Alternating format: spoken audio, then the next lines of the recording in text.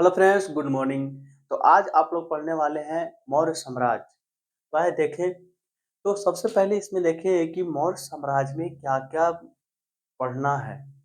सबसे पहले हम उसको ही देख लें कि मौर्य साम्राज्य के अंतर्गत क्या पढ़ना है, मौर्य साम्राज्य की स्थापना कब हुई, मौर्य साम्राज्य की समाज क्या थी, प्रशासन कैसी व्यवस्था थी, सारे बातों को हम देखेंगे। तो सबसे पहले तो इसमें आती है भूमिका। मौर्य साम्राज्य की सबसे पहले मैं भूमिका बताऊंगा। उसके बाद मौर्य साम्राज्य के स्रोत, यानी कि मौर्य साम्राज्य के बारे में क्या-क्या चीजें जानकारी मिलती है उसके बारे में हम पढ़ेंगे। मौर्य शासक, यानी कि मौर्य साम्राज्य के कौन-कौन से प्रमुख शासक थे। तो सबसे पहले चंद्रगुप्त मौर्य, बिंदुसार और अशोक है। उसके बाद आती है प्रशासन। उसके बाद प्रशासन, मौर्य साम्राज्य की प्रशासन कैसी थी। उसके बाद आती है समाज, मौर्य साम्राज्य का समाज के बारे में पढ़ना है। उसके बाद धर्म, कोई भी साम्राज्य हो उसका धर्म होगा, समाज होगा, प्रशासन व्यवस्था होगी। अर्थव्यवस्था, अर्थव्यवस्था के बिना कैसे चलेगी। तो मौर्य साम्राज्य की हम अर्थव्यवस्था को देखेंगे। उसके बाद न्यायिक व्यवस्था, यानी कि मौर्य साम्राज्य के अंतर्गत ये सारे चीजों को हम पढ़ेंगे। उनका मौर्य साम्राज्य के स्रोत, प्रमुख शासक चंद्रगुप्त मौर्य हो गए, बिंदुसार, अशोक के बारे में पढ़ना है। और भी शासक है, लेकिन ये तीनों जो देख रहे हैं ना आपके, ये प्रमुख शासक हुए। उसके बाद प्रशासन, समाज, धर्म, अर्थव्यवस्था, न्यायिक व्यवस्था, ये सारी चीजों को हम पढ़ेंगे विश्लेषण से। तो आज हम देखने वाले हैं इसका भूमिका, इसकी भूमिका क्या है। तो सबसे पहले भूमिका में जानते हैं कि मौर्य साम्राज्य का जो स्थापना है ना, वो चंद्रगुप्त मौर्य ने किए थे। एक नंद वंश है, उसको हरा करके, पराजित कर करके, उनके नंद वंश के राजा जो थे धनानंद, उनको पराजित करके एक नए वंश मौर्य साम्राज्य की स्थापना चंद्रगुप्त मौर्य ने किया था। ठीक है। और मौर्य साम्राज्य प्राचीन काल का सबसे शक्तिशाली राजा थे। मौर्य साम्राज्य जो थे प्राचीन काल का सबसे शक्तिशाली राजा थे। और मौर्य साम्राज्य प्राचीन काल का जितने भी उस समय जो साम्राज्य चल रही थी उसमें से मौर्य साम्राज्य बहुत शक्तिशाली था। ठीक है। मौर्य साम्राज्य के संस्थापक चंद्रगुप्त मौर्य थे, ये बात ध्यान रखना। मौर्य साम्राज्य का ऐसा नहीं है कि ये केवल मगध तक ही है, लेकिन नहीं, इसका मौर्य साम्राज्य जो था पूरे देश में इसका फैला हुआ था। समझ में आ रही बात। हाँ, कहा जाता है कि चंद्रगुप्त मौर्य ने संपूर्ण भारत में, पूरे भारत में अपने साम्राज्य का विस्तार किया था।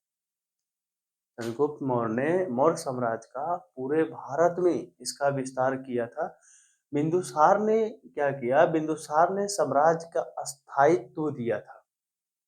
एक्सपेंड तो भी किया था, लेकिन वो अस्थायित्व दिया। लेकिन अशोक ने मौर्य साम्राज्य को महानतम बनाया। एक होता है महान, एक होता है महान से भी ऊपर, महानतम बनाया था।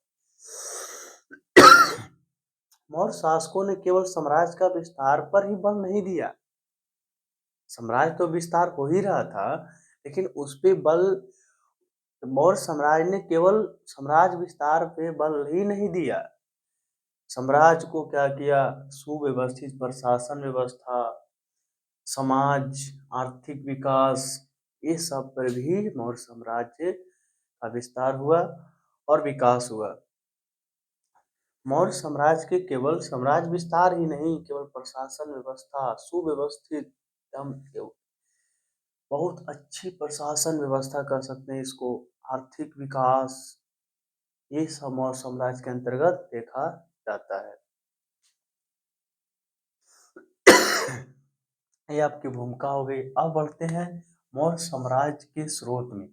तो मौर्य साम्राज्य के स्रोत हमें, मौर्य साम्राज्य के स्रोत किन किन स्रोतों से मौर्य साम्राज्य की जानकारियां मिलती है। तो सबसे पहले है मौर्य साम्राज्य की जानकारी हमें तीन स्रोतों से मिलती है। कौन कौन स्रोत हो गए, पुरातात्विक स्रोत, साहित्यिक स्रोत, विदेशी यात्रियों का वर्णन से हमें मिलती है। देखिए, मौर्य साम्राज्य का स्रोत, पुरातात्विक स्रोत, साहित्यिक स्रोत और विदेशी यात्रियों का विवरण। पुरातात्विक स्रोत जो है उसमें क्या-क्या मिले हैं? अभिलेख हो गए, गुफाएं हैं, सिक्के, मूर्तिकला, चित्रकला, भवन निर्माण। यानी कि देखा जाए तो पुरातात्विक स्रोत में हम अभिलेख से मौर्य साम्राज्य की जानकारी सबसे ज्यादा मिलती है।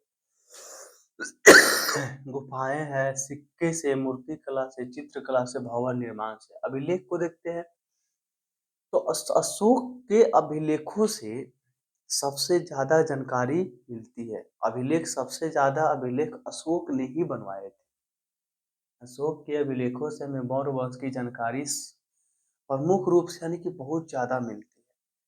अब अशोक ने 300 से ज्यादा अभिलेख को स्थापित किया था तो पूरे भारत से, पूरे साम्राज्य से मिलती है। अशोक के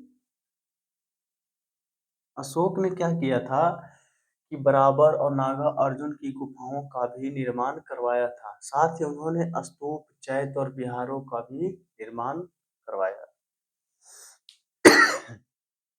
अशोक ने बराबर कर नागार्जुन की गुफाओं का भी निर्माण करवाया था। साथ ही उसने स्तूप स्तूप यानी कि चैत्य और विहारों का निर्माण करवाया था। जहाँ पे बौद्ध भिक्षु रहते थे उनको विहार कहते थे और चैत्य उनके रहने का स्थान। ये जो बराबर और नागार्जुन की गुफा जो दिख रहा है ना अशोक ने बनवाए, वहाँ पे बौद्ध भिक्षु रहा करते थे।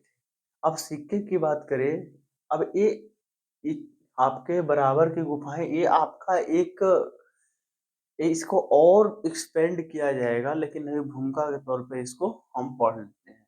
सिक्के में मौर्य काल में चांदी और तांबे के सिक्के का प्रचलन था। अगर देखा जाए तो मौर्य साम्राज्य में, मौर्य काल में चांदी और तांबे के सिक्के का प्रचलन था। जैसे कण था, पन था चांदी का सिक्का, मासक था तांबे का सिक्का। देखिए इसके भवन और चंद्रगुप्त मौर्य का महल जो पटना के कुम्हार में स्थित है। चंद्रगुप्त मौर्य के महल का नाम है राजप्रसाद। क्या है? राजप्रसाद नाम है। चंद्रगुप्त मौर्य के महल का नाम क्या है? राजप्रसाद, जो कि पटना के कुम्हार में स्थित है। ये आपकी हो गई भूमिका। तो अभी हम देखें भूमिका और मौर्य साम्राज्य के स्रोत।